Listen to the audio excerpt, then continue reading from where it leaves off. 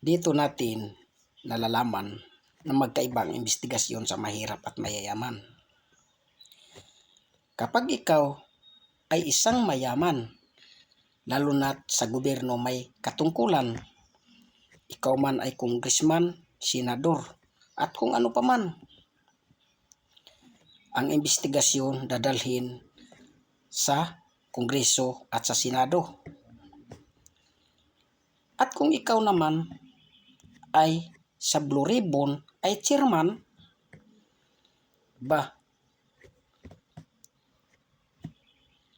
agad ikaw ay mag-imbestiga para iyong malalaman kung sino ang utak sa nakawan.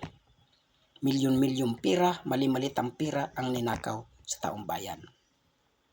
Pero nang iyong malalaman na ang tinutumbok ay tila amo mo na iyong pinaglilingkuran, halata na biglang lumihis itong usapan. Kung ano-ano na lang ang iyong idadahilan at itinuro kung sino ang may kasalanan. May lumutang na testigo. Ang itinuro ay si Marcos, si Romualdez at si Saldico. Ikaw naman na chairman, agad mong pinabulaanan at sinabi mong ang kanilang mga sinasabi ay gawa-gawa lamang at walang katotohanan.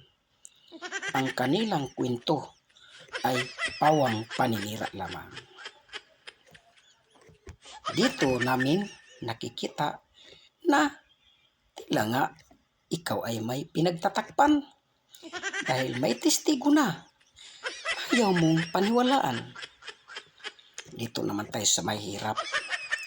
Nagkasala ng simple lamang at hindi involved sa milyon-milyong pirang nakawan. May lumutang na testigo at itinuro na siya ay may kasalanan. Agad dadamputin ito ng pulis at ikulong bago imbestigahan. At kung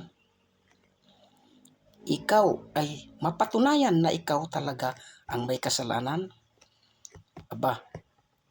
tiyak ikukulong ka ng tuluyan. Yan ang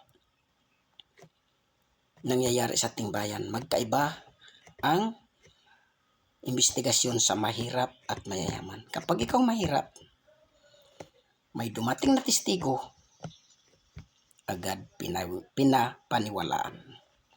Pero itong Blue Ribbon na si Lacson ang chairman, may lumitaw na testigo, ayaw niyang paniwalaan.